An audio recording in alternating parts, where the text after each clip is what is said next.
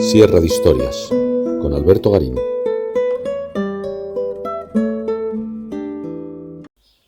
San Apolinar el Nuevo forma parte de ese grupo de iglesias de la ciudad de Ravenna que son vistas desde los manuales de historia del arte como los ejemplos más notables de la arquitectura tardoantigua y las primeras etapas del Imperio Bizantino.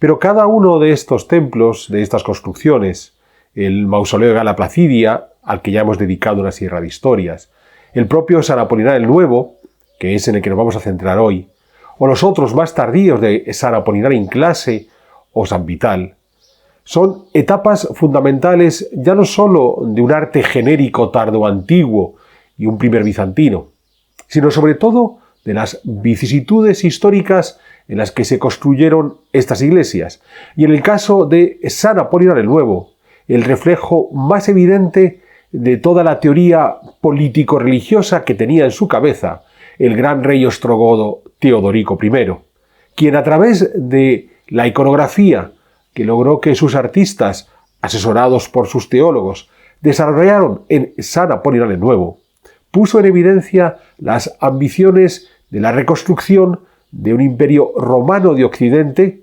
obviamente bajo su corona, la del propio Teodorico, en donde este rey ostrogodo había de convertirse en el soberano de todo el Mediterráneo occidental, y no sólo de los viejos romanos, sino también de los nuevos germanos. Visto de esta manera, San Apolinar el Nuevo ya no es uno más de los maravillosos, bellísimos templos de Ravenna, sino aquel que mejor nos cuenta esa historia de ambiciones políticas de este singular rey ostrogodo que fue Teodorico el Grande.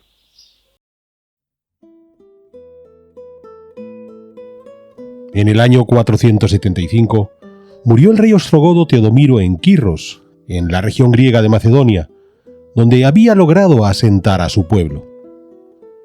Para suceder a Teodomiro fue elegido su hijo, Teodorico. Nacido en el 454, desde el año 463 hasta el 472, es decir, toda su adolescencia, Teodorico permaneció como rehén en Constantinopla, para garantizar la fidelidad de su padre al emperador romano de Oriente. Esa estancia en Constantinopla le permitió a Teodorico conocer en profundidad el mundo romano, si bien, cuando regresó junto a los suyos, empujó a su padre a invadir el imperio, razón por la que Teodomiro ya murió en el 474 en Grecia, dentro de ese imperio romano. Convertido ya Teodorico en rey de los ostrogodos, negoció con el nuevo emperador de Constantinopla, Zenón, también elegido en el 474, para poder desplazar a su pueblo hacia tierras más benignas.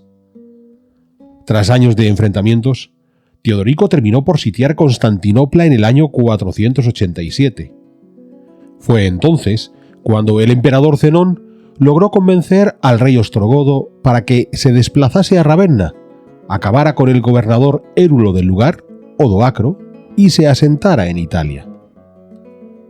La campaña de Teodorico contra Odoacro había de durar hasta el año 493, cuando el monarca ostrogodo le quitó la vida al rey érulo.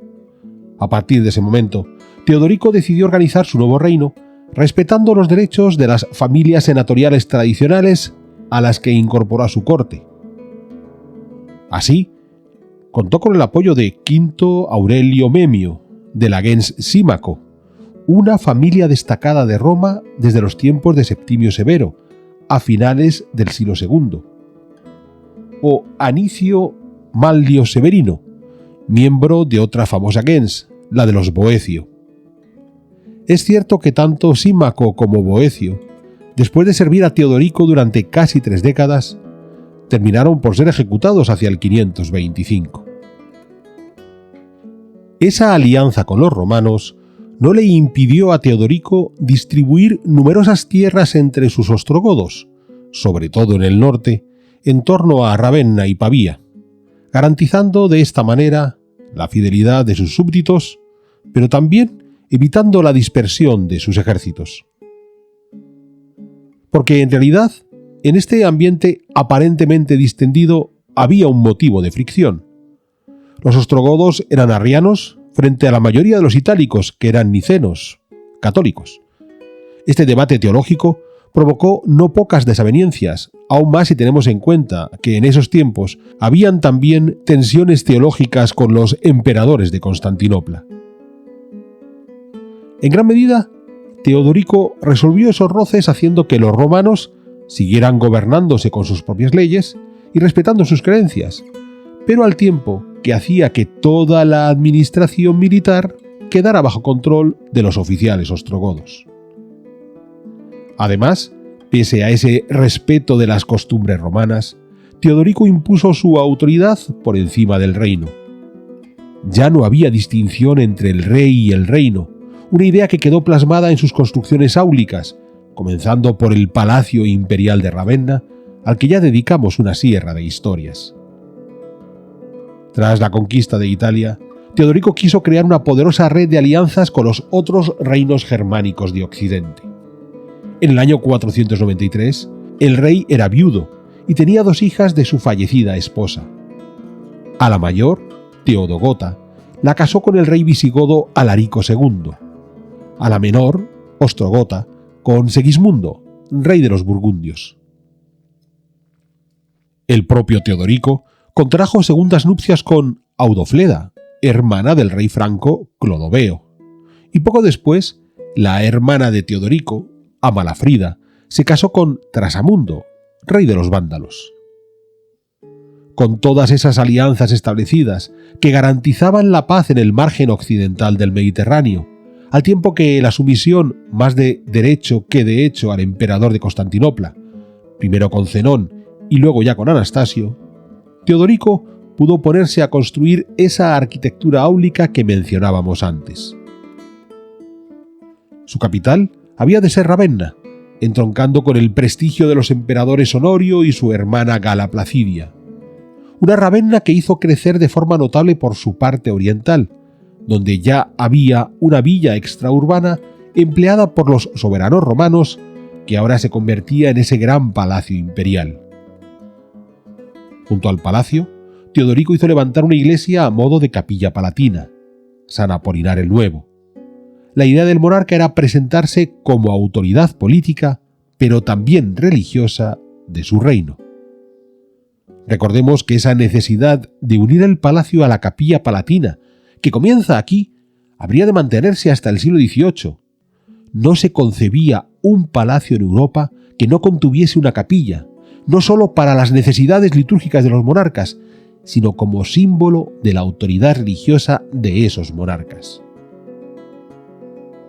Antes de este conjunto palacial, Teodorico comenzó por levantar la Catedral Arriana, hoy Basílica del Santo Espíritu, con su baptisterio anexo, del que se conservan algunos de los mosaicos de estos finales del siglo V y comienzos del VI. Porque este programa constructivo hubo de ponerse en marcha a partir del 495, cuando Teodorico ya estaba bien asentado en Italia y su red de alianzas comenzaba a establecerse. Como decíamos antes, en la Italia del siglo V, la mayor parte de los cristianos seguían el credo niceno-calcedónico, que reconocía que en Jesús había una sola persona, pero con 2 naturalezas, una divina y una humana. Mas los ostrogodos habían sido evangelizados en la secta arriana, donde se consideraba que Jesús era una creación de Dios y por tanto el Cristo no existía desde el origen ni tenía una naturaleza plenamente divina. Esa diferencia teológica no era fácil de observar, ni en el espacio litúrgico ni en la mayor parte de la iconografía empleada para transmitir el dogma.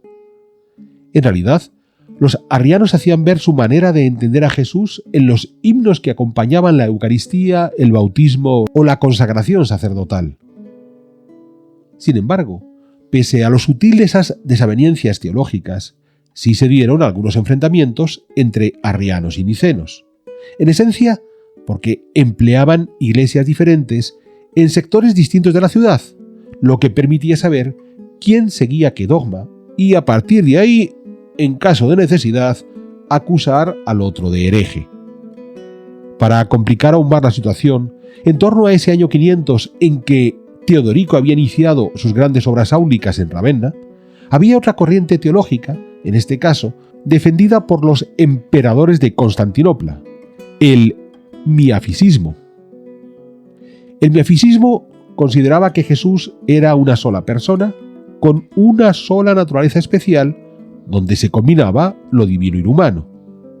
De nuevo, una sutilidad teológica que la mayor parte de los fieles no podían entender, pero que fue utilizada por los emperadores Zenón y Anastasio para quitarle autoridad tanto al Papa de Roma como a los reyes germanos arrianos, comenzando por Teodorico. Todo este debate teológico lo tuvo muy en cuenta Teodorico en el momento de construir su capilla palatina, la basílica que hoy conocemos como San Apolinar el Nuevo. Inicialmente, la iglesia estuvo dedicada a Cristo Salvador. Con ello, el monarca ostrogodo, recordemos, arriano, dejaba muy claro que para él la figura de Jesús, pese a no ser plenamente divina, era clave para la salvación de los buenos cristianos. Cuando la Italia ostrogoda cayó en manos de los bizantinos a mediados del siglo VI, años después de la muerte de Teodorico, esa iglesia de Cristo Salvador cambió de advocación, siendo dedicada a San Martín, el santo soldado católico por antonomasia, una elección nada gratuita por parte de los emperadores de Constantinopla, que habían vuelto al dogma niceno y que querían mostrar tanto su supremacía militar como su fervor católico. Por fin, cuando a mediados del siglo IX la Basílica de San Apolinar, situada en el puerto ramenés de Clase, fue atacada por los musulmanes, se decidió que las reliquias de Apolinar, primer obispo de Ravenna, se trasladasen al interior de la ciudad, momento en el que la Basílica de San Martín, antes del Cristo Salvador, se convirtió en San Apolinar el Nuevo, para distinguirlo de San Apolinar in Clase. La iglesia de San Apolinar el Nuevo, que es el nombre que vamos a seguir empleando pese a lo tardía de su advocación, se construyó en torno al año 505. Fue concebida como una iglesia con unos volúmenes muy sencillos, de planta basilical, con un nártex previo que pudo llegar a tener un atrio porticado completo. Espacio hay para ello, la plaza que tenemos hoy frente a la iglesia, pero no tenemos constancia de ese atrio porticado. Recordemos que esos atrios y nártex eran empleados en las primeras iglesias cristianas para albergar a los catecúmenos antes de ser bautizados, momento en el que ya podían entrar en el templo. Superado el nártex, se accedía a la iglesia, donde había una nave central que llevaba hasta el ábside donde estaba el presbiterio, y dos naves laterales, una a cada lado, que facilitaban la circulación dentro del templo, comenzando por las procesiones litúrgicas. En definitiva, el modelo de la iglesia propia de la liturgia romana, de los papas de Roma. Interesante, si recordamos que estamos en una iglesia arriana. Pero como dijimos antes, la diferencia entre los nicenos del Papa de Roma y los arrianos no se podía ver en el espacio litúrgico, sino en los himnos que se entonaban durante esa liturgia. Queremos retomar la idea de la iglesia de volúmenes sencillos, tanto al exterior, donde solo se apreciaba la arcada del nártex y la diferencia de altura de las naves, como al interior, con esos tres espacios alargados, mayor el de la nave central, más estrechos los de las laterales, separadas por sendas columnatas de orden corintio con cimacios, soportando arcos de medio punto. Porque a partir de ese soporte arquitectónico de volúmenes muy sencillos, la riqueza del espacio religioso había de basarse en la iconografía desarrollada sobre sus muros. De esa iconografía de comienzos del siglo VI, conservamos los mosaicos situados en la parte superior de las paredes laterales de la nave central, por encima de las arquerías. En ambas paredes laterales tenemos tres niveles de iconografía. Primero, sendas procesiones, las de las vírgenes en la cara norte, la de los santos mártires en la cara sur. Por encima, en los espacios entre las ventanas que iluminan la nave central, los profetas. Por fin, en el nivel superior, una serie de relatos evangélicos por encima de las vírgenes, historias de milagros y perdón, y por encima de los santos, el relato de la pasión y la resurrección de Jesús. En todos los casos, la lectura de las imágenes había de hacerse desde los pies de la iglesia hacia el presbiterio, tanto cada una de las procesiones de los santos y las vírgenes como las narraciones evangélicas. En el caso de la procesión de las vírgenes, el punto de partida era el puerto de clase. En el lado opuesto, el de los santos, el punto de partida era el Palacio Imperial en Ravenna.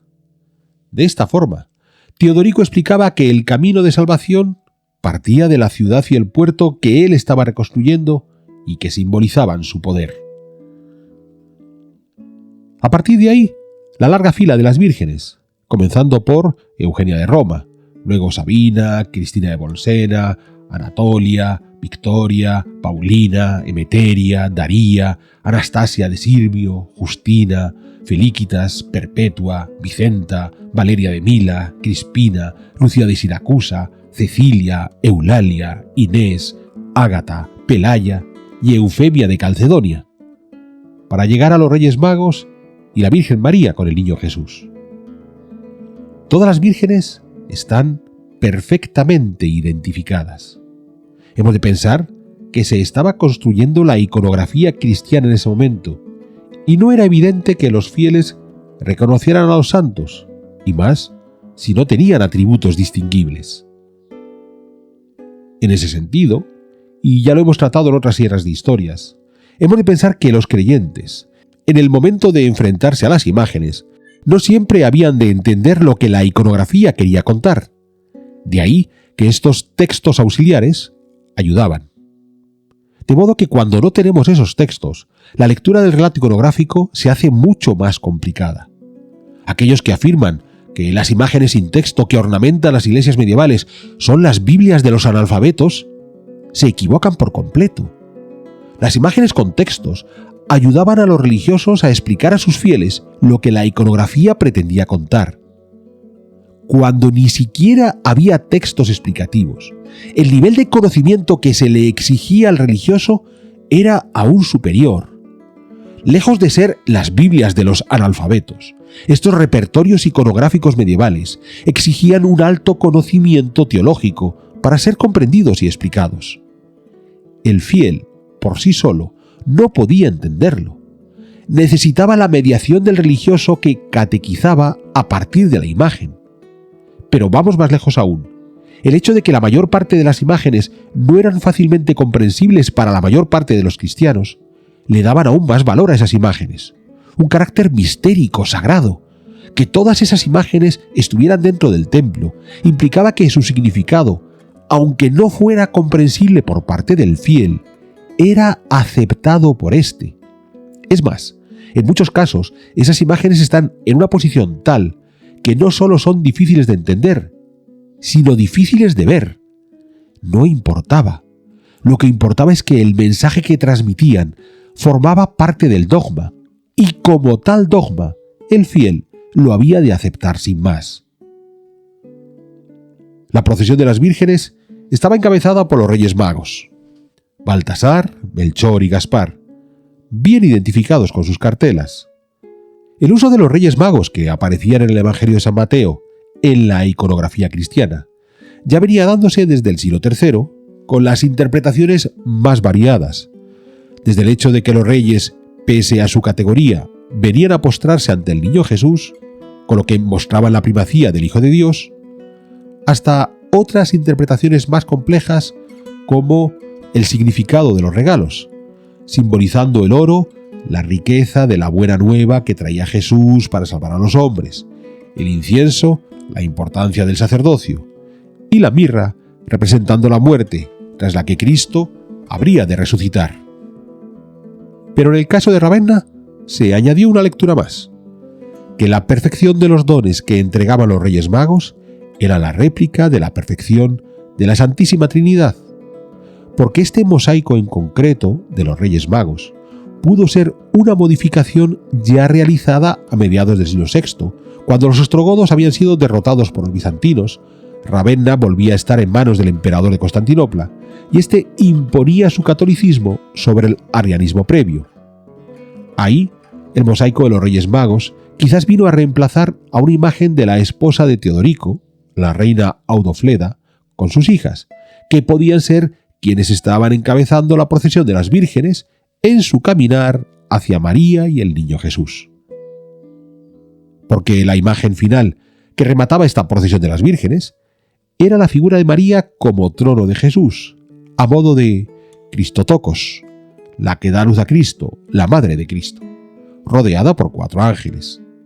Es posible que esta imagen ya estuviera en San Apolinar cuando se hicieron todos los mosaicos primeros, que no sea una reelaboración posterior como ocurría con los Reyes Magos, porque de haber sido una reelaboración, María se presentaría no como la madre del Cristo, sino como la madre de Dios. ¿Por qué poner una Cristotocos en San Apolinar el Nuevo? Pues como ocurre con el resto de la iconografía de esta iglesia, se cantan todas las glorias de Jesús pese a no reconocerle su divinidad plena. Es decir, Teodorico hizo que sus musivaras, los artistas que hacían los mosaicos, mostrasen con sus imágenes a los fieles católicos que los arrianos no estaban tan lejos del credo niceno. Por cierto, los 2 ángeles que están a cada lado de la Virgen tienen un halo azul, mientras que los 2 ángeles que están en cada uno de los extremos, el situado al oeste tiene el halo verde y el situado al este el halo dorado. En principio, no parece que hubiera un código cromático claro en la representación de los ángeles, si bien los tonos rojos y azules, ya en el Éxodo, están mencionados como colores sagrados, hasta el punto de que en el mundo bizantino más tardío, y de ahí pasó al cristianismo latino, los serafines solían representarse en rojo y los querubines en azul. En cuanto a los tonos verdes o dorados, de manera tardía ya los conocemos asociados a los arcángeles. Llevamos varios años produciendo nuestros programas de divulgación de historia e historia del arte a través de Sierra de Historias. Y lo hemos conseguido gracias al apoyo de todos ustedes que con regularidad se han convertido en espectadores de nuestros vídeos. Nos gustaría poder seguir haciéndolo y para ello hoy me atrevo a pedirles su apoyo. Les voy a pedir que se suscriban a nuestro canal aquellos que aún no lo han hecho, para así estar al corriente de las nuevas producciones que vamos incorporando a este canal. Y además invitándoles a aquellos que nos puedan echar una mano económicamente a hacerse miembros de Sierra de Historias, porque esa es la mejor forma de garantizar que podemos seguir adelante con nuestro trabajo, en donde nuestro empeño por lograr una divulgación histórica en la que el arte sea fundamental es la clave. Sé que muchos de ustedes aprecian este trabajo y sé que van a poder hacer ese esfuerzo, de modo que permitan agradecérselo por adelantado y ahora sigamos disfrutando de nuestras Sierra de Historias. Para no perdernos con esta jerarquía celestial, recordemos que la clasificación de los ángeles quedó establecida a finales del siglo V o comienzos del siglo VI, es decir, cuando se estaba construyendo San Apolinar el Nuevo, por parte del monje sirio conocido como Pseudo Dionisio Areopagita, quien estableció una diferencia entre la teología mística, en la que era posible llegar a conocer a Dios en su plenitud, aunque no se pudiera explicar con palabras, y la teología simbólica, en la que la explicación de lo divino a través de símbolos, como el sueño de Dios o la ira de Dios, no era más que una pobre figuración de lo que realmente se quería decir. En la teología mística, el creyente iba ascendiendo desde la oscuridad de su vida cotidiana hacia aquellos seres que eran capaces de tener un conocimiento más cercano de Dios. Primero, a través de la jerarquía eclesiástica del catecúmeno al bautizado, el monje, el diácono, el sacerdote, el obispo, pues según vamos ascendiendo en esa jerarquía, sabemos más de Dios. Para luego, tratar de avanzar por la jerarquía celeste, desde los más cercanos a los hombres, como los ángeles o los arcángeles, hasta los más cercanos a Dios, como los querubines, que simbolizan el saber divino, o los serafines, en la cúspide celestial, que representan el amor puro. Como decíamos antes, el pseudo Dionisio Areopagita hizo toda esta formulación de las jerarquías celestes en el momento que se estaba levantando San Apolinar el Nuevo, y como estamos viendo en esta imagen de María con Jesús, pero como veremos en otras imágenes por toda la Iglesia, los seres celestes, aquellos que de forma simplificadora llamamos ángeles, aparecen por doquier. Unos seres celestes que, por ejemplo, no habían sido representados en el ambicioso programa iconográfico del mausoleo de Gala Placidia, al que ya dedicamos una sierra de historias. Quizás porque aún no había llegado este estudio en profundidad del pseudo Dionisio sobre esos seres celestes. Volveremos a este tema de los ángeles, pero ahora sigamos avanzando por la iconografía de San Apolinar el Nuevo. En el muro sur, enfrente de la procesión de las vírgenes, está la procesión de los santos. La procesión parte del Palacio Imperial de Ravenna. Ya lo contamos antes.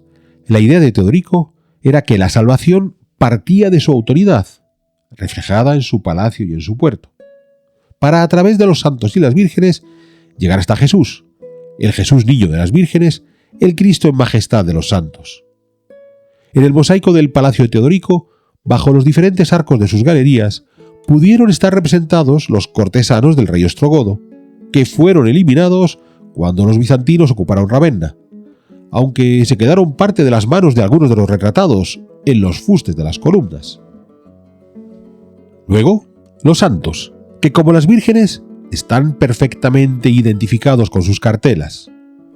Partiendo del Palacio Imperial tenemos a Sabino de Hermópolis, Jacinto, Proto, Crisógono de Aquilea, Pancracio de Roma, Vicente de Huesca, Policarpo de Esmirna, Demetrio de Tesalónica, Sebastián, Apolinar de Ravenna, Félix de Milán, Nabor, Vidal, Pablo de Roma, Juan de Roma, Casiano de Imola, Cebriano de Cartago, Cornelio I, Hipólito de Roma, Lorenzo, Sisto II y Clemente I.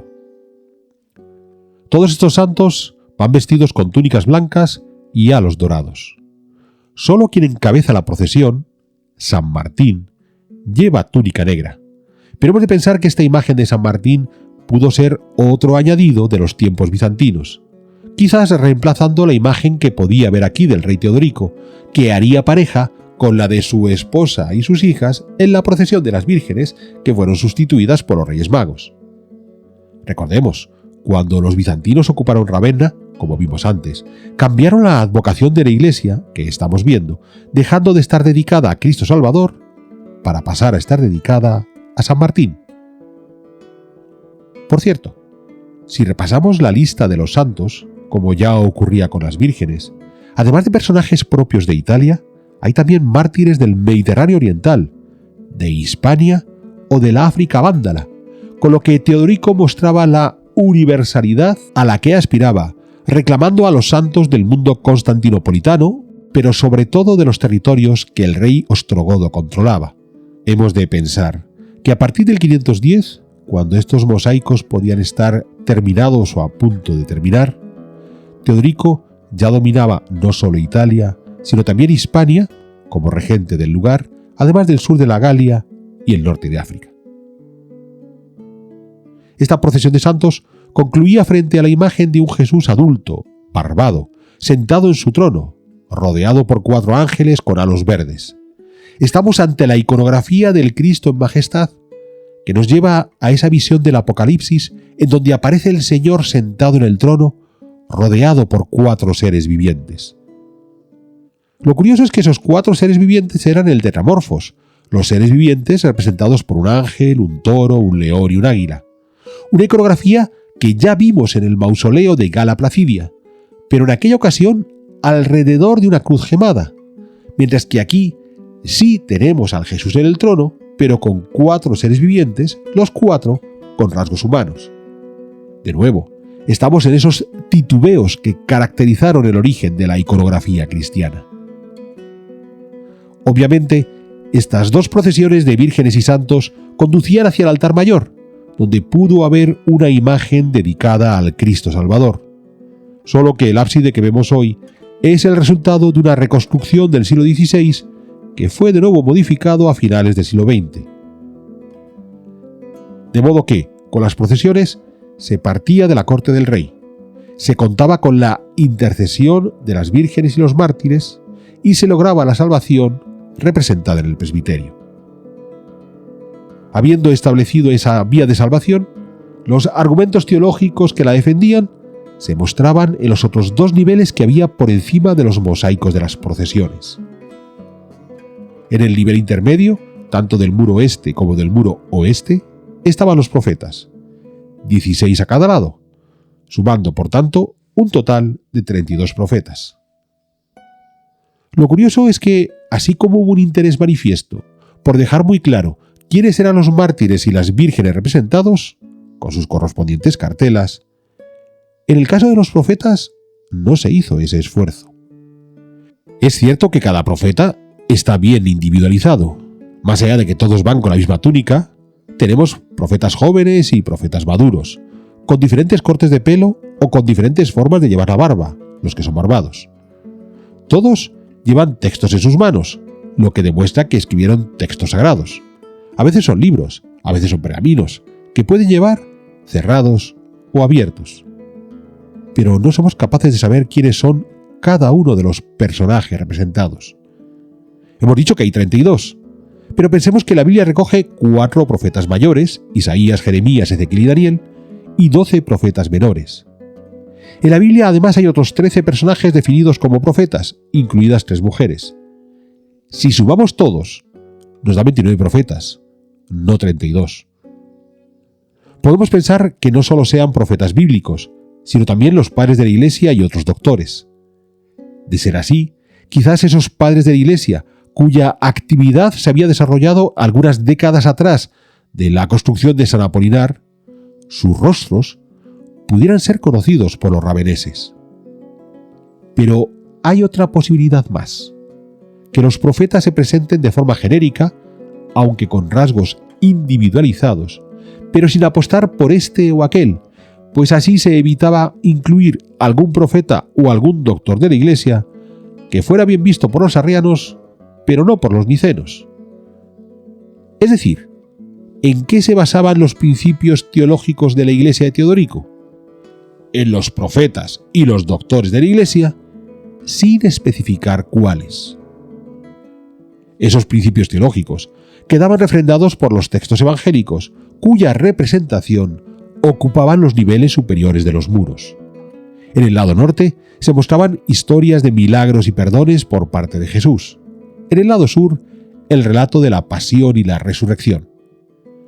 De nuevo, se volvía a poner el acento en la figura de Cristo. Podría no tener una divinidad plena, pero era la figura clave para alcanzar la salvación. Comencemos por el lado norte. Avanzando desde los pies de la iglesia hacia el altar, tenemos los siguientes milagros. La curación del paralítico de Betesda, con un Jesús joven, sin barba, que es la apariencia que va a tener en todos estos pasajes. La expulsión de los demonios que se ahogaron metidos en los cerdos. La curación del paralítico descolgado desde el techo. La parábola de la separación de las ovejas salvas y las cabras condenadas. Esta imagen es la que ha tenido las interpretaciones más rocambolescas, pues Cristo va acompañado por 2 ángeles, uno de rojo con las ovejas y uno de azul con las cabras, que ha querido verse como el diablo. Hemos visto antes la preocupación de los musibaras por mostrar la jerarquía celeste y, como ya explicamos, los seres de rojo suelen identificarse con los serafines y los de azul con los querubines, un color azul que, como también dijimos, desde el Éxodo está asociado con lo sagrado. El siguiente milagro es la resurrección del hijo de la viuda. Luego, la parábola del fariseo y el publicano. A continuación, la resurrección de Lázaro. Cristo con la samaritana. La curación de la mujer con hemorragias. La curación del ciego de Jericó. El llamado a Pedro y a Andrés. El milagro de los panes y los peces. Y por fin, las bodas de Caná, un mosaico que sufrió una pésima restauración en 1854, donde las jarras de vino fueron sustituidas por cestas de pan. Lo llamativo de esta serie de los milagros, como de la serie de la pared de enfrente sobre la pasión y la resurrección, es que, si bien podemos identificar cada uno de los hechos con un buen conocimiento de los evangelios, al contrario de las procesiones de las vírgenes y los mártires, y la serie de los profetas, que eran de gran tamaño y fácilmente identificables desde el suelo, estas historias del Nuevo Testamento no son tan reconocibles por su pequeña dimensión a ojo desnudo desde ese suelo de la basílica. Por lo que volveríamos a lo que explicábamos antes, de que no era tan importante reconocer los motivos iconográficos como asumir que, si estaban ahí, era porque el mensaje que contenían era el dogma a seguir, más allá de que pudiera distinguirse. Esta selección de pasajes del Nuevo Testamento se ha querido poner en relación con las lecturas de la Pascua arriana, pero más parece que estamos ante esa defensa a ultranza de Jesús como Salvador, con esa combinación de los milagros que apelan a su carácter semidivino, junto con las parábolas que insisten en que Él es el Mesías que trae el perdón.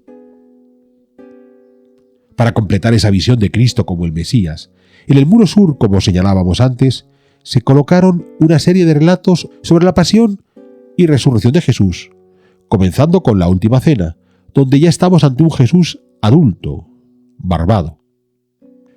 Seguía con Jesús en el Monte de los Olivos.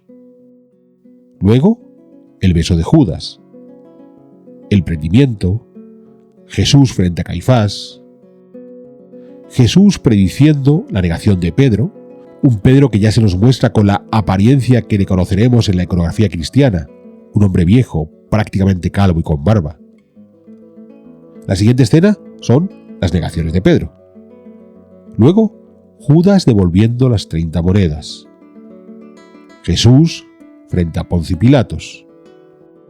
Y llegamos a Cristo camino del Calvario con el cireneo cargando la cruz. Interesante, porque es la única vez que aparece una imagen relacionada con la crucifixión, pero donde ni siquiera Jesús carga la cruz.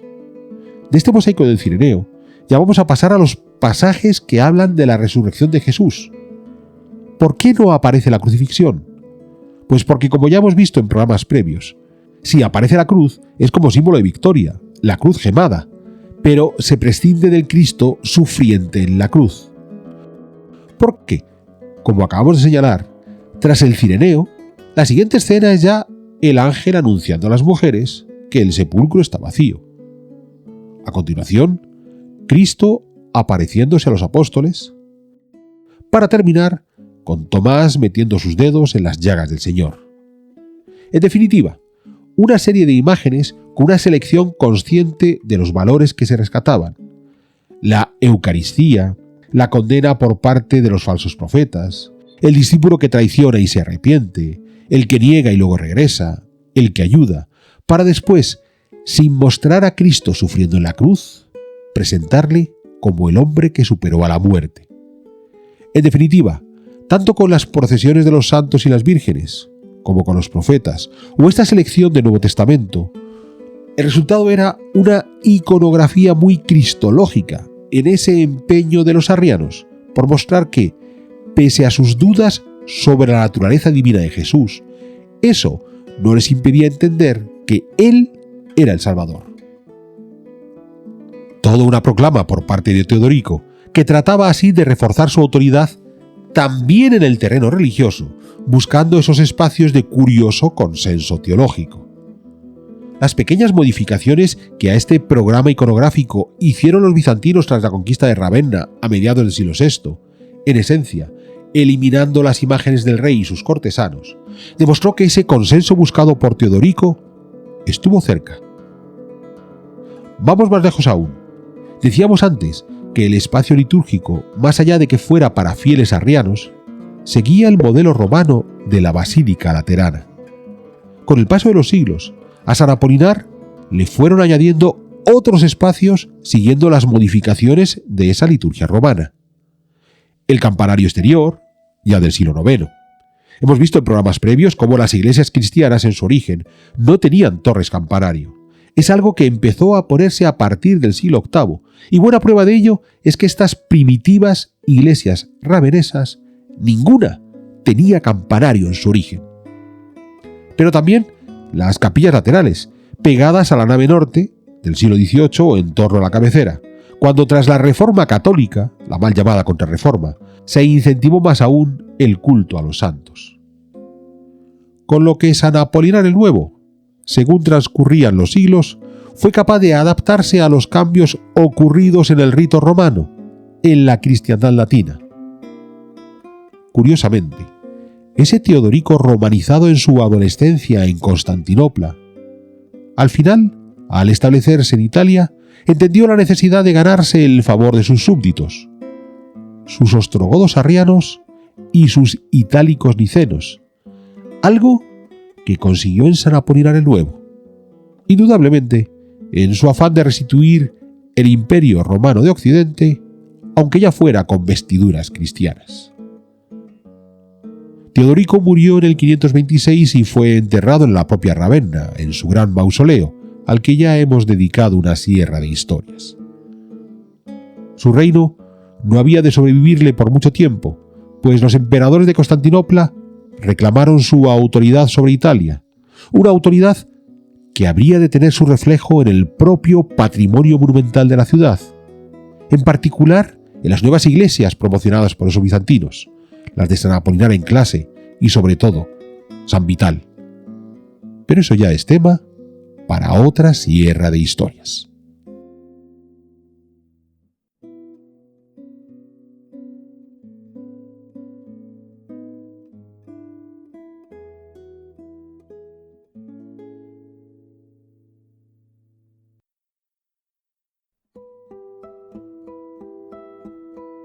¿Quieres incorporarte a la comunidad de Sierra de Historias? Pulsa el botón Unirme, apóyanos con tu contribución y conviértete en miembro de nuestro canal.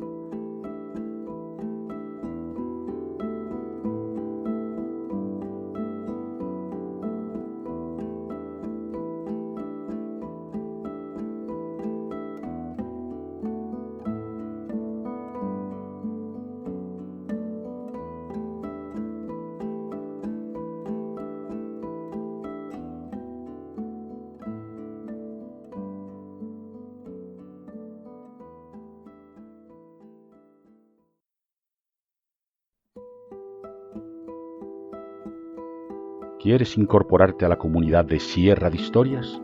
Pulsa el botón Unirme, apóyanos con tu contribución y conviértete en miembro de nuestro canal.